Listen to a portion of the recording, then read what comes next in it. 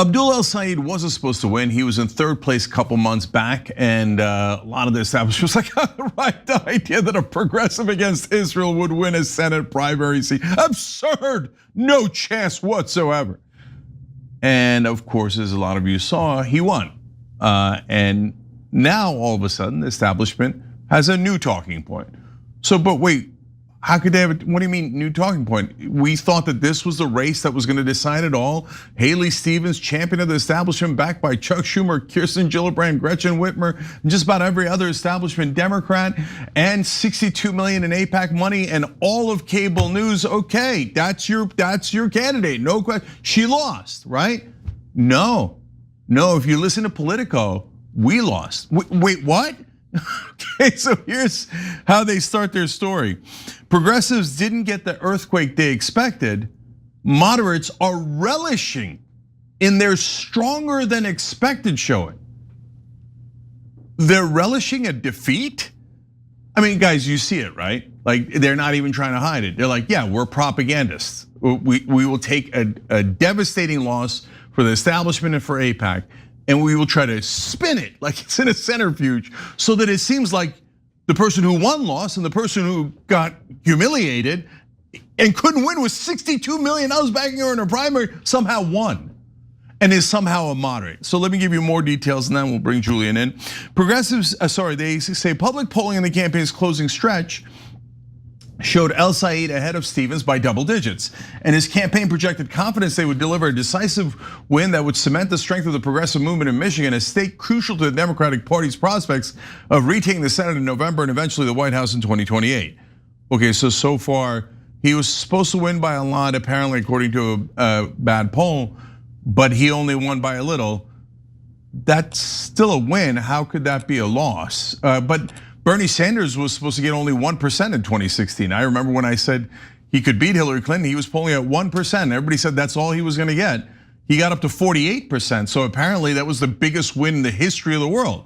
Except Politico said, wow, defeat, a humiliating failure, he lost, right? No, I didn't see any of this. Well, we was closer than we expected. Who moves on when it's close? Oh, right, the person who won. One more, they say the progressive wave never materialized on Tuesday night. How could you say it never materialized? We won. Anyway, igniting fresh questions about the potency of the movement. So the win ignited questions about the potency of the movement. They live on a different planet. They continue, progressive candidates have notched a series of wins, okay, thank you for joining planet Earth, throughout the spring primary season in safe and competitive districts, so of course it doesn't count. From California to Maine, Michigan, however, was widely viewed as their biggest test yet. And Julian, they're painting it as if we lost when I thought Abdul's going to the general election. Yeah, I mean, I think one thing to really pay close attention to is that this article was published in Politico. Politico is now run by Matthias Döpfner, who is running the Axel Springer company. Axel Springer wrote a constitution in 1967 that essentially says that anybody within his countries needs to recognize Israel's right to exist as a Jewish state. And then when Matthias Döpfner took over the company, he essentially made it so that all Politico journalists would have to sign that pledge. And then on top of that, alongside Miriam Adelson in 2025, because of the work he was doing at Politico, he was gifted the Israeli Medal of Freedom by President Isaac Herzog. So this outlet is purporting to be, real news, but they're giving you straight up propaganda, as you said. On the merits of what they're saying, it makes no sense at all. He was outspent, I believe, 10 to 1. 35 million of the 62 million behind Haley Stevens came from AIPAC. And their answer, which I think we'll get to later on CNN, was, well, AIPAC is just a group of people who are giving individually and who care about Israel just a little bit. They're totally out of touch with reality, and there are really two things that could be going on. Number one, they're just that sheltered and that ignorant, or they're intentionally lying to everybody and they're intentionally trying to convince people who read their outlet, older folks who aren't exposed to independent media, that this is actually not a big win, there's nothing to worry about, just move on to the next one, and the progressives are not doing anything. Don't pay attention. So when we lose, but when they lose, they win. And I think that if you read that article, some of them might be surprised.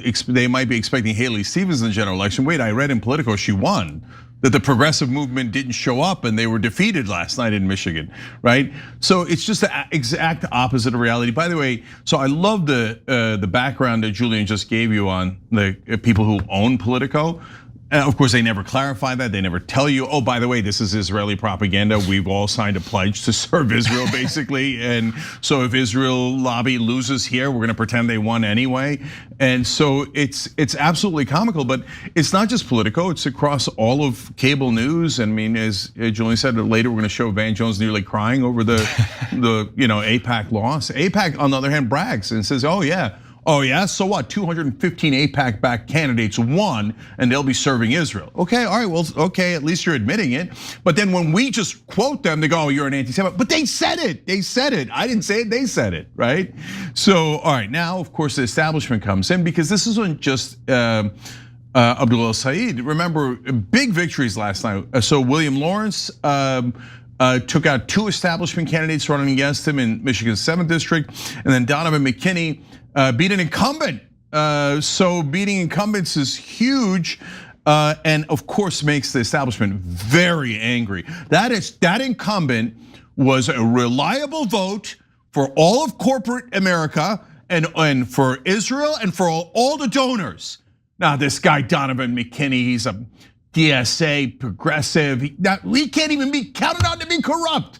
So now they've got to find new excuses. So here comes Neera Tanden. If you don't know Neera Tanden, she's one of the biggest establishment hacks in Washington.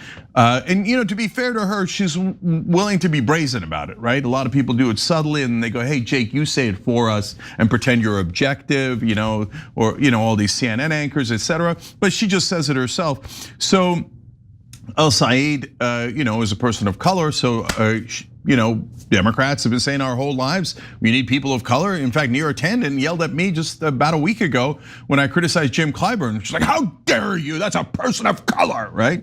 So let's see what she says now. I'm sure she's gonna celebrate it, right? So she says, what I've learned tonight is a lot of pollsters and pundits in the Democratic Party ecosystem are very good at talking to white college educated voters like themselves and have real blind spots with working class people of all races. So wait, but Abdul is a person of color, but now you're gonna take that away from him because you're theorizing that his pollsters are white and only talk to white people, by the way, with no evidence. So somehow the person of color is unacceptable now because he's not corrupt. And that's Neera Tanden in a nutshell. That was some twists and turns there. And again, they're leaning in on, well, you didn't win by as much as you should have won. Okay, you give us $62 million next time and all of national media, and we'll see how you do, right? So getting past that was a miracle and an amazing work by Abdul El-Sayed and by the other candidates as well. So now look, there's good guys on our side too. Aaron Regenborg on X says, LOL, sorry kids, it's not enough now for progressives to beat the entire Democratic establishment and 62 million in AIPAC and corporate spending against them. Overcoming a 9-to-1 spending advantage. This actually only counts if it's a blowout. And they're making it comical, right? And so now here comes Nate Silver. He also says, not good enough. Okay, he says it's clear that progressives are rising in the Democratic Party overall, but it's also clear that there's a fair amount of race by race variance. But brother, when isn't there race by race variance? So what? What does that prove? Okay, he says the media likes simple narratives and progressives rising is by no means wrong, but nobody should be bending the knee at this point. In other words, now when the establishment won, I wrote books about how you should bend the knee to the establishment, and the only way to win is to follow what the party leaders say. But when progressives win, but no, don't listen to them. Don't listen to them. Well, I thought you said we needed to win in the swing state. We won. I thought you said we needed to win in the Senate race. We won. Now he said, yeah, but the polls were wrong, so it's your fault. What is it what difference does it make? Okay, but you see, it reeks of desperation. So now we'll get to Trump advance in a second, but Julian, do they not see it?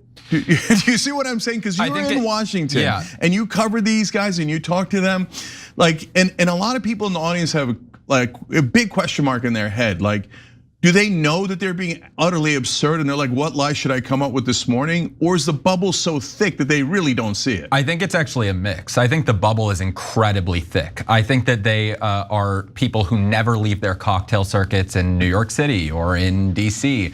All of the people that they're hearing from, that they're gathering their political worldview from, are donors and consultants and other members of the academic or intellectual class. And so from that perspective, you think everything's going great. There's all these people who politics to them is an intellectual exercise. They treat it like it's high school debate. They see themselves on one side of the ball, they see the other people on the other side of the ball, and they always have to take the position against the other side. It doesn't affect their lives materially. But a lot of the people who are winning in these races are going and meeting people on the ground. And I think that Neera Tanden, you brought up her tweet originally, I think Neera Tanden is probably the greatest microcosm of the rot of the political establishment. And I'll tell you why. Neera Tanden is using identity politics as a vehicle to smear people who challenge the economic status quo that continues to enrich people like her. She runs the Center for American Progress. She's accepted tens of millions of dollars in donations from big tech and Silicon Valley firms. $600,000 from the Mark Zuckerberg Foundation while she was serving at CAP in the first go around before she was rejected by the Senate when she tried to become chair of OMB under the Biden administration. She's somebody who's been a corporatist. She worked in Hillary Clinton's office in the Senate and worked with Bill Clinton. She is a deep, deep pawn of the establishment, but she came from Yale Law School and she doesn't look to understand what's actually going on the ground by going and talking to people. She just listens to the people in DC and they create an echo chamber around themselves. The other side of it though, is that I think they do realize that some of what they've come to believe is not actually true, and they're continuing to double down on it because they know that all of these truths that we're all starting to realize would threaten the economic status quo. And again, it's enriching them. And so they're gonna try and spin this any which way, and it's that fact paired with their view of politics as this sort of intellectual exercise or Super Bowl game that sort of dooms them in situations like this where they look more and more absurd. They're doubling down and people are starting to see through their BS. Yeah, it's breaking down because they used to have a wall of propaganda on their side, which was cable news and mainstream media. They still have that, but what the difference is, in my opinion, is that the walls have been breached. So now it's not protecting them the way that it used to. The voters didn't know that there was a different reality. But now most of the voters are on the other side of the wall and realizing, oh no, you guys have been lying to us. But they're carrying on as if that hasn't happened. They don't even realize that they are part of the machine that people are railing against. There were like moderate women and I kind of hate that term, but like generally centrist women in Michigan that they went to go interview on the ground, and they said, oh, I'm a moderate, but I would rather vote for a communist than vote for somebody who takes money from AIPAC, and so I voted for Abdul. I mean, they have no clue how pervasive this revolution that's going on is right now. It's going through all, and I don't even mean pervasive with a negative connotation. It is rampant. It's going through all of these communities, and I think it's just, you're just gonna continue to see this boil and boil over. And the more and more that they don't accept reality, the more and more it's gonna spread and spread because people realize, as you said, they're being lied to. Yeah, it's funny because they remind me of a certain guy. And so I want to skip ahead to Donald Trump's quote here about the victory because Trump lives in a different reality, and now most of the establishment lives in a different reality along with him. So he writes, great news from the Republican Party. El Said, a communist loser who hates Jews and Israel, is the projected winner in his race with the socialist. So he was in a race with a socialist? Is Haley Stevens the socialist? That doesn't make any sense. Okay, as usual, the polls were way off on this one. She was not expected to do nearly as well as she did. She lost. Now the Democrats' crazy policies will only get worse. Honestly, other than communists, that sounds identical to what the establishment is saying, right? Oh, this guy who hates Jews because he criticized Israel, right? He's gonna lose the general election. I can't tell the difference between that and Neera Tanden. No, the Republicans use bigoted attacks to try to smear the progressive candidates. The establishment tries to convince you that the progressive candidates are the bigots, and that's their smear. So they've already started putting out ads, the NRSC, calling him an Islamist and a jihadist, and they have these like weird AI ads that everybody knows are AI, but it's being created by like these old white Republican boomers, so they don't realize that people hate AI. So they're pushing out these AI ads of him like marching through a city with a pitchfork, and it's like Bernie and AOC like rubbing their hands together behind the scenes. It's all this super weird stuff, but all what they're trying to tell you is, oh, this guy's dangerous, he's evil. Mike Rogers put out an ad this morning of him talking about the Osama bin Laden raid and how he played a role in being a part of this like CIA operation to attack Osama bin Laden, and that's why it's so important that you vote for him over El Sayed, who's going to try and take the state in a wrong direction. It's like, what? Are you comparing him to Osama bin Laden? Well, I'm sure Jake Tapper and Dana Bash are busy on CNN going crazy over that. What a bigoted attack. I know they care about bigotry. When it comes to issues about Israel, they won't stop talking about bigotry. Or are they instead trying to convince their new boss, Larry Ellison, who's the largest donor in history to the Friends of the IDF, that they should be the new primetime host on CNN? It might be that. Of course, they don't care about bigotry at all when it comes to Muslims. So now Jacob Kornblum is a good progressive, and he did a wonderful job of just quoting AIPAC, sent their letter out, right? And I mentioned it earlier, so I just wanted to make sure to give you the exact quote so you know what I'm talking about. So AIPAC put out a letter today saying, yeah, okay, it sucked that Al Sayed won, but he said they said our members remain determined to ensure that voters reject Dr. Al Sayed and his radical anti-Israel agenda in November. Okay, that means we're going to double down. If we thought 35 million was a lot, wait till you see what we spent in the general election, and we'll back up Mike Rogers' bigotry and do all sorts of anti-Muslim smears, I'm sure, right? But let me be fair and actually quote what they say, because but be careful, guys. Buckle up and brace for impact, because they're about to be anti-Semitic. So they say that they had more than 215 AIPAC-backed candidates from both parties have now advanced to the November general election in this cycle. So even though they lost the Michigan one, they say we've got 215 of our guys in that are going to basically serve Israel. By the way, most of their donors are Republican donors, okay? And so did cable news tell you that the Republicans were trying to buy the Democratic nominee for Senate in Michigan? No, they didn't tell you, right? And so, okay, now we go to the bottom here. They explain at the end of the letter, we will keep working to help elect pro-Israel leaders and to help defeat anti-Israel detractors between now and November and in many cycles ahead.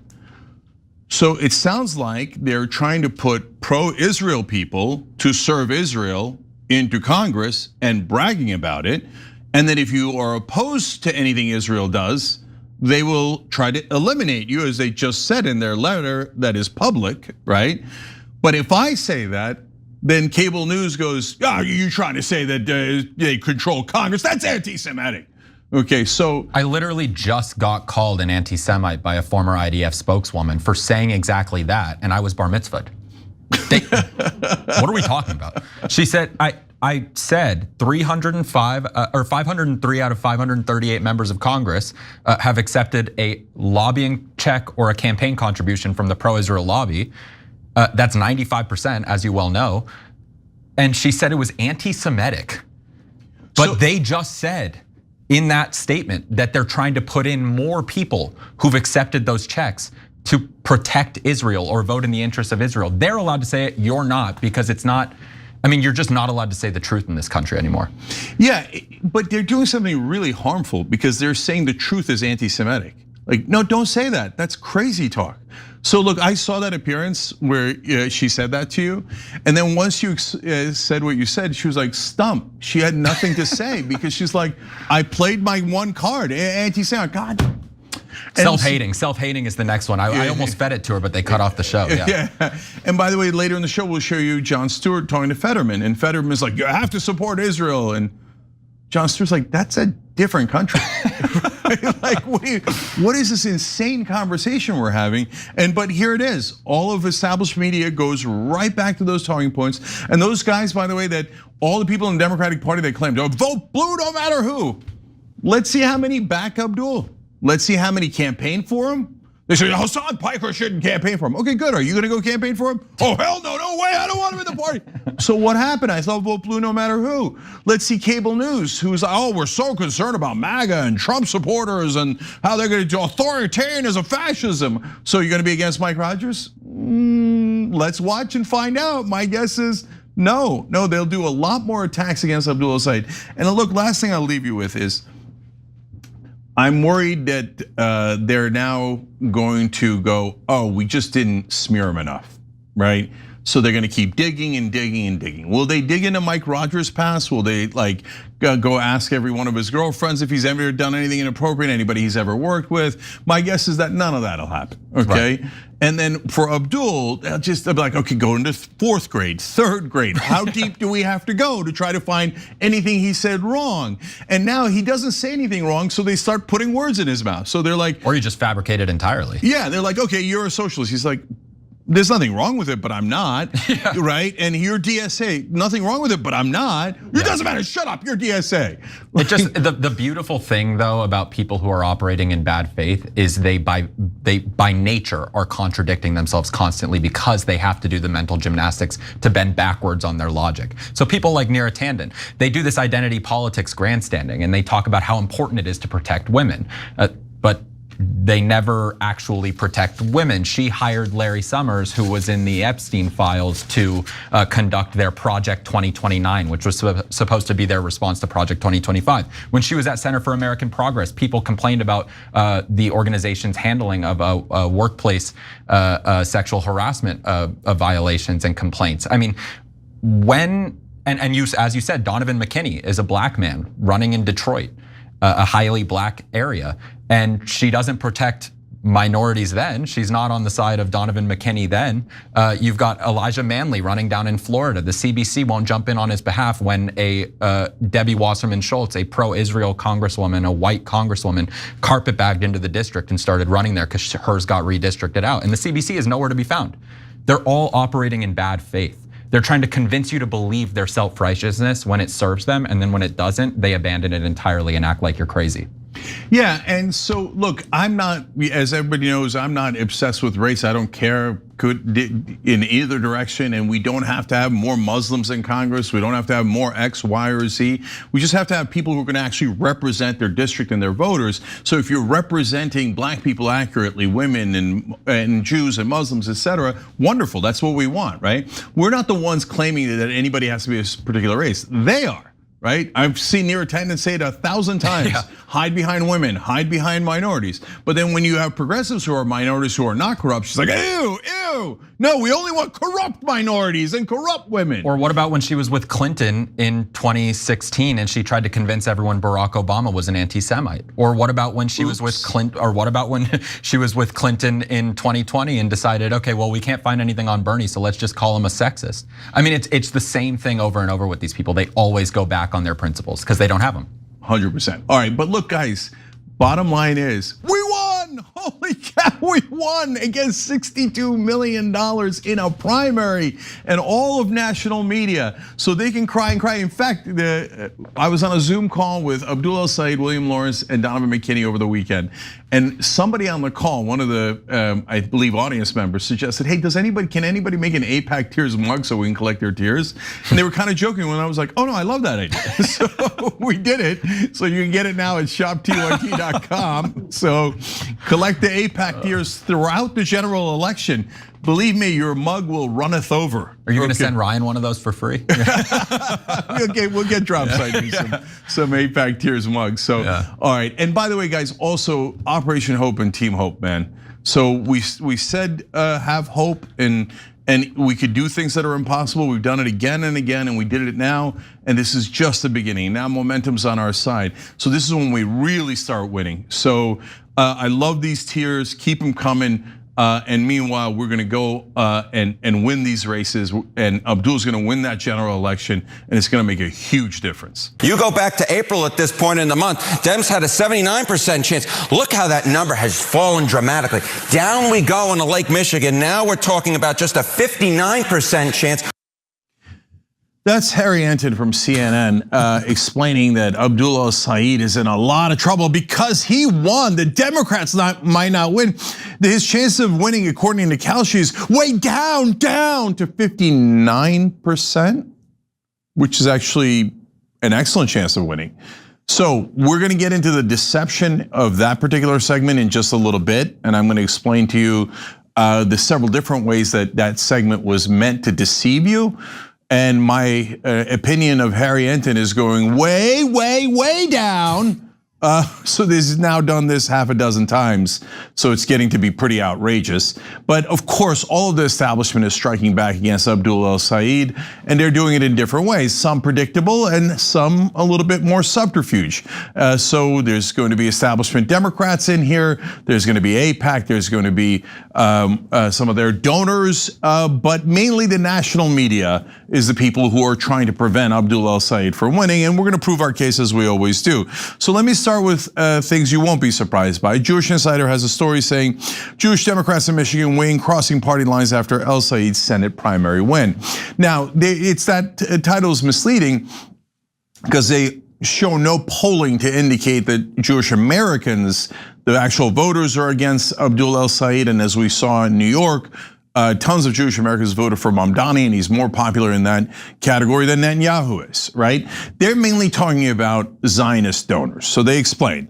Hanan Liss, a Democratic fundraiser and Jewish leader who splits his time between Michigan and Israel, was among those who had told Jewish Insider before the primary that he would vote for Rogers in the general election if al-Said won the nomination, noting he knows, quote, many Jewish Democrats who plan to do the same. Of course, what he really means is many radical Zionists who are giant donors, and they will pretend to speak for all Jewish Americans, even though the polling indicates that they're actually in the minority of Jewish Americans. But as you see here, Israel First says, yeah, I pretend to be a Democrat, but no, I will very actively help defeat the Democratic candidate because Israel is way more important than any other policy and all the other policies combined. That's a literal fact. So they're not Democrats, they're not Republicans, they're just radical Zionists who would like to purchase our Congress on behalf of Israel. That's obviously, they're telling you. He just said, I don't care if you're a Republican or Democrat, I want you to work for Israel. So they continue. One Democratic fundraiser in Michigan who spoke on the condition of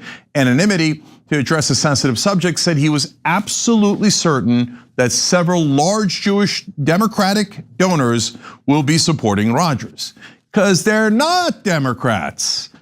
They're only Israel First, which leads us to Mark Penn. Mark Penn is always characterized in the media in a deeply misleading way as Bill Clinton's pollster. Now, is it true that he was? Yes. Is it true that that is the main thing that defines him now? No, Mark Penn is very conservative, pushed Bill Clinton in a conservative direction, often helps Republicans, and is a massive Israel First advocate inside America. So it's painted as top Democrat concerned about Abdullah al-Said. But in reality, Mark Penn couldn't care less about the Democratic or Republican parties. He serves Israel, but here he is. I think you will find that the black vote will by and large consolidate behind the Democrats in the black election. And those students, they are going to stick with their choice. The question is whether or not a lot of the moderate Democrats who were for Stevens will say, I just won't go there. I will defect from my party. Is it possible to find 5% that will do that? It is highly likely that you're going to find 5% of those Stevens voters who are going to switch to the other side, and that alone would give a margin of victory to Rogers. Okay, so, oh my God, you made a terrible mistake. And wait, why is it a mistake? Because our side will betray the Democratic Party, the establishment side. We're gonna stab you guys in the back on behalf of Israel, because we would rather have the Republican win and do nothing that the Democratic voters want and 100% support Donald Trump as long as he serves Israel loyally. That's a fact. So that's what they're saying. By the way, if Abdul had lost and his side, our side, was saying, well, maybe we won't vote for Haley Stevens, they would have been like, how dare you? It's all progressives' fault. Okay, now instead the media is like, way to go, destroy Abdul Said, destroy the Democratic chances of winning in Michigan. And on that, we're gonna get back to Harry Enton in a second because his segment was particularly egregious. totally meant to deceive you. Now that's a strong charge, but I'm gonna show you and you're gonna see it with your own eyes. But before I do that, let me bring in Corbin Trent, who's guest hosting with me today. So Corbin, we as progressives, we've seen this movie many, many times. But it's the playbook, right? Yeah, vote blue no matter who was nothing but a gigantic lie, right? And most of the establishment Democrats, I don't even think they're Democrats. They never pass any Democratic policies. They always say they can't ever do anything. And the minute a progressive wins, they instantly help the Republicans. So hasn't the media been lying to us basically our whole lives, pretending that those are the real Democrats, when in reality, they're the fake Democrats and the progressives are the real Democrats? I mean, I think that definitely progressives are more aligned with the sort of the historic roots of the Democratic Party. I don't really think that's debatable. You know, if you look at sort of what the Democratic Party became when it was ascendant, when it led to its giant trifectas, that's happened multiple times. That happened in the 30s, the 40s, and into the 50s. That happened again in the 60s. And that party each and every time was one that was ready to take bold action, whether it was for, rebuilding our economy, rebuilding our infrastructure, fighting the fascists in the Second World War, whether that was, the space race or that was civil rights. Every single time, the Democratic Party that has been ascendant, won the hearts and minds of the American people, was out there doing big things. This party, the one that I've basically been around since I was born in 1980. So the party that I've seen most of my entire adult life has been this party of like Reagan trauma, right? And I wish it was just AIPAC, because the interesting thing here is that Israel, like I saw some recent polling nationally that shows that 60% of Republicans under the age of 50 are done with supporting Israel. They're done with us arming them. They're done with us providing any support financially or otherwise, right? So even the Republican Party is starting to change on their views towards Israel. So I actually wonder if AIPAC goes in there heavy for Mike Rogers, does it do more harm than good? I mean, because they've gotten really bad at hiding it now. Like, there's so many people that are wise to their game. They know about the shell packs. They know about all the nonsense and how they move money around. So they're going to get exposed for it each and every time. And I think that even the mountain of, 60, 70 million, whatever it turns out to have been spent against Abdul that he was able to overcome, I think at some point that actually started helping him a little bit, right? That built this narrative that this community of people was trying to buy the election for another country. The other fun thing is you start to have people saying this out loud completely. Like, you saw Fetterman the other day in this interview with Stewart, and he just basically is like, I'm an Israel first guy. That's what I'm doing. You got Marco Rubio saying when they first went to war with Iran, we did it because the Israelis drug us in. They're actually being more transparent about this, just like Trump is with his, corruption and stuff. So it's nice to see this thing happening at least. And I think that the American people are completely against the way that they've taken this. Unfortunately, the Democratic Party would sell us down the river for the, healthcare folks. They would sell us down the river for the banking industry. They'd sell us down the river for Wall Street. I mean, the problem is the list of people that and interest groups that the Democratic Party would sell their soul for is long. So, that's why I think, as the path to progress is through replacement of leadership, replacement of all these folks. And I think that's why these primaries are such a big deal. But I believe that the American people are starting to get wise to AIPAC. I mean, it's in the name, American Israeli, right? It's not American Jewish. It's not American Jews that are trying to stand against, anti-Semitism or trying to build more Jewish community centers and know more about Judaism and build that out. It's literally Americans that are trying to change our foreign policy at the behest of the Israeli regime. And, I don't think that, and I think the American people are saying that makes no dad blame sense at all. Yep. And I'm glad of it. Another one of the groups is called Democratic Majority for Israel. Why would I want my representative representing Israel? That just doesn't make any sense at all. But all of our media lies to us and tells us that makes all the sense. And in fact, if you don't agree to that, you're like some sort of evil anti-Semite or something. So that's going to lead us back to the media here. So I think that Corbin's exactly right. I think that Abdul El-Sayed is going to pick up a ton, not a little bit, but a shocking amount of independent votes in Michigan. and going to win the general election easier than he won the primary, I think almost all of the media is lying to you on purpose to try to create a self-fulfilling prophecy here. So, which brings us then back to Harry Enten. So watch this segment and then I'll break down why this is purposely misleading. You know, once El Sayed became the favorite for that nomination, and now that he's actually become the nominee, Democratic chances have fallen dramatically. You can see it right here, cast your prediction odds. Take a look here, chance to win the Michigan Senate race. You go back to April at this point in the month, Dems had a 79% chance. Look how that number has fallen dramatically. Down we go in the Lake Michigan. Now we're talking about just a 59% chance, while Mike Rogers, the Republican nominee, look at this, 21% chance, basically doubling, now up to a 41% chance. So the people who are putting their money where their mouths are quite skeptical at this point, or at least significantly more skeptical, that Democrats will be able to hold on to the Michigan Senate seat with El Sayed as the nominee, though I still should note he is the slight favorite here, but given Michigan being a purple state and given where Trump's approval rating is, I think it's quite surprising that his numbers are not significantly higher. Yeah. So I did the math on it. 59% is a great number. And it is not a little above 41%, it's massively above 41%. So he's got the 59%. I mean, this is a perfect example of how mainstream media says, do not believe your lying eyes and ears. So here's the number. Abdul El Sayed has an excellent chance of winning. Now I'm telling you, it's down in the Michigan lake. It has no chance, they're down dramatically. Oh my God, he's gonna lose. Brother, it says 59%, I have eyes.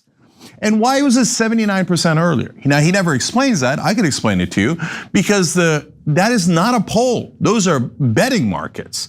And he didn't perfectly clarify that either. I have no problem with Kelshi, but like you've got to explain what you're actually talking about.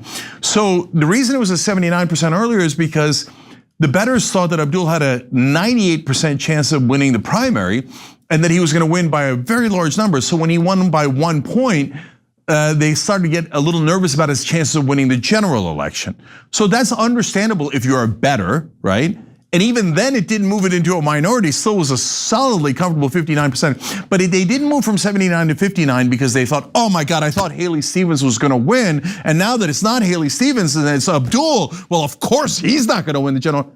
No, they thought that Abdul had a 98% chance of winning on that same Kalshi platform, right?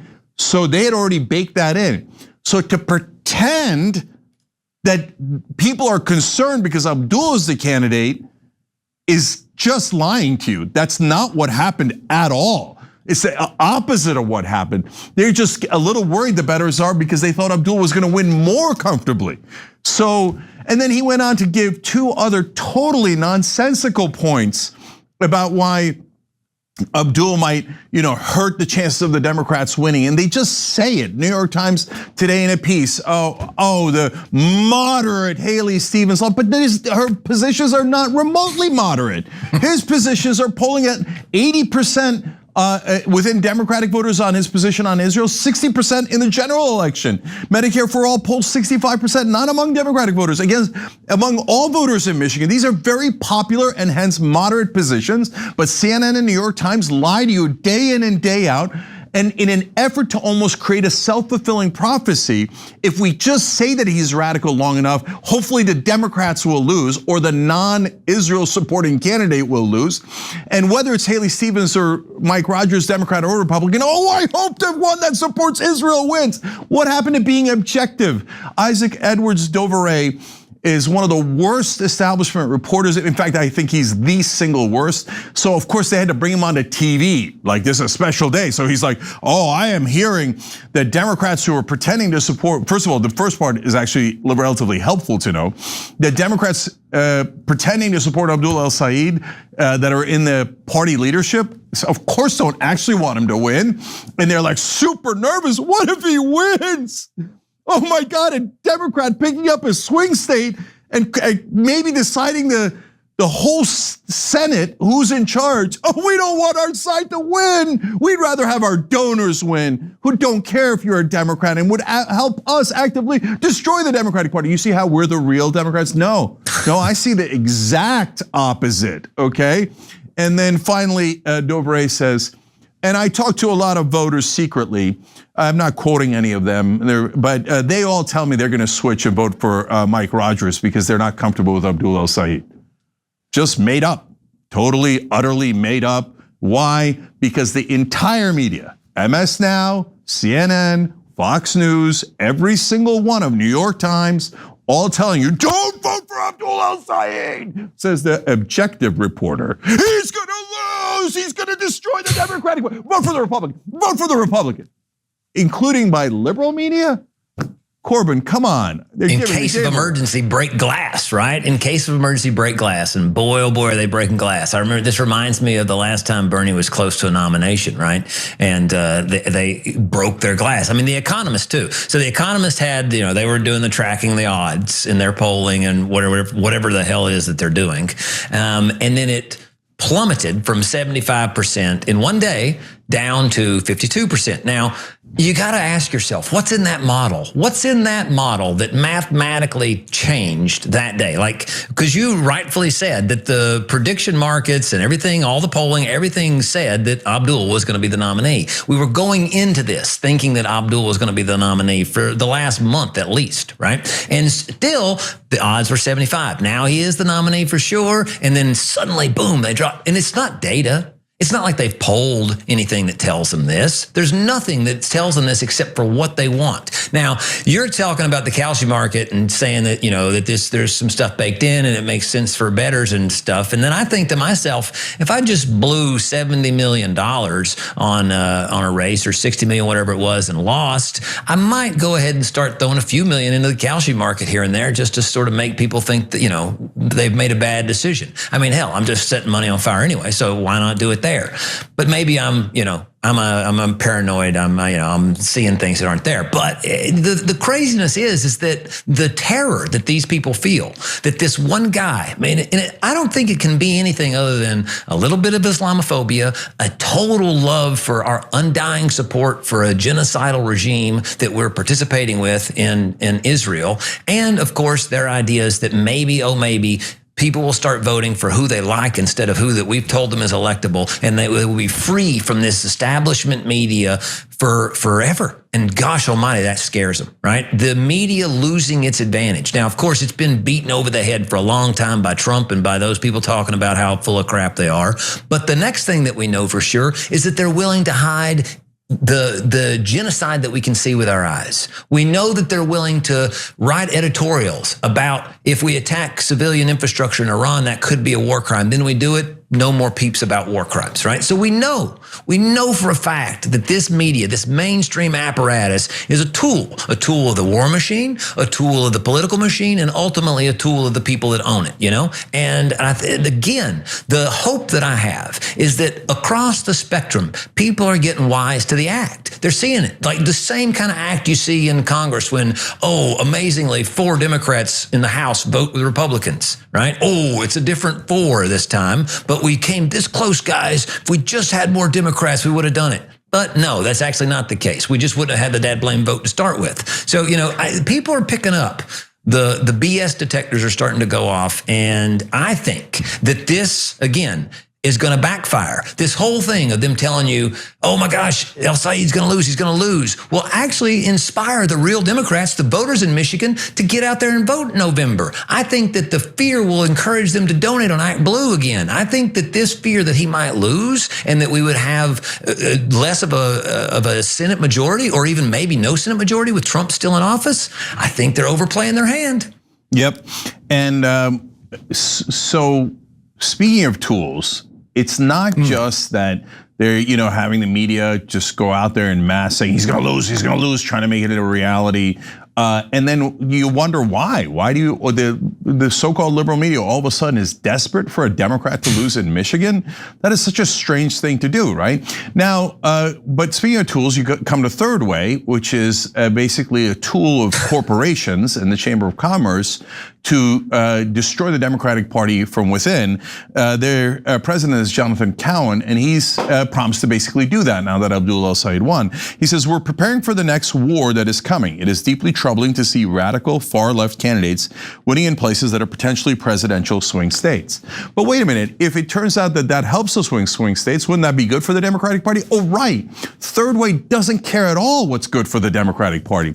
In fact, they announced now that they're going to spend $15 million attacking progressives from here to election day. But think about it, they're pretending to be Democrats and they're gonna use $15 million of marketing to smear Democrats. And they're gonna say, oh, the problem with Democrats is that they're socialists and they believe in these radical positions. But wait a minute, you're still pretending to be a Democrat. That's right, but that's my job, to be a Trojan horse and to destroy the Democratic Party from within. And then I'll get my friends in mainstream media to quote me as if I'm the real Democrat, and that's the trick we're playing on the voters. And lo and behold, of course, establishment media comes and goes, well, the real Democrats at Third Way say that, oh, it's better to lose in this election. It's better to smear your own party and spend money against your party. And by the way, as not during primaries, but as we go into general elections against Republicans, it's better to betray your own party. It's better for Republicans to win, but they're the real Democrats. So, look, Corbin, as we talk about this, look, I get why corporations want a Trojan horse like Third Way. I get why Zionist donors don't care about Republican or Democrat, they only care about Israel. I get the motivations of all those folks, right? The part that is that they cannot explain away is why all of the media goes along with this charade on purpose, purposely deceiving their audiences in an effort to make sure that the donor class, whether it's in this case Israel or big pharma and big oil and defense contractors in other cases, they always get their way. I mean, I think that there is a club that we ain't in, as Carlin would say, right? And that club includes media barons and media, I mean, like it's a increasingly small group of people that own the media. Larry Ellison, Elon Musk, Rupert Murdoch, and a handful of other people. And you got Barry Weiss now at CBS, which, there's there's a cabal in the media that is all part of the same cabal that's making these things and making these decisions happen. And, I think that it's something that we've not been able to break through until recently because of the rise of independent media like TYT. These sorts of things that have started percolating up, even the social media, which, Ellison smartly bought TikTok because TikTok was critical in getting out the voice of the Gazans and getting out the images that we saw that led people to say to themselves, yes, I see this, and no, I cannot support this, right? What led to the fervor that has culminated in a lot of these victories was TikTok. And I think as long as we keep things like this happening, as we keep these sort of independent media channels open, we keep these people that are out there talking and speaking truth, then we're going to get more and more capacity to overtake the media regime. And because make no mistake, they're the fourth estate in this one, right? And this is a big part of their power, is the ability to control what we're seeing, what we're hearing, what we're thinking. And they've had that power for a long time, and they're threatened by us taking it. Yeah, and last thing I'll add just real quick to your point about the cabal. So what is the interest, the overriding interest of the cabal? Is it foreign country? Is it, oil, defense? The answer is, I think, is obvious, right? Yeah. Everyone who owns these giant multi-billion-dollar corporations are billionaires. And so their interest is in protecting their wealth and power. So why would billionaires be in favor of progressives who want to look out for the average guy?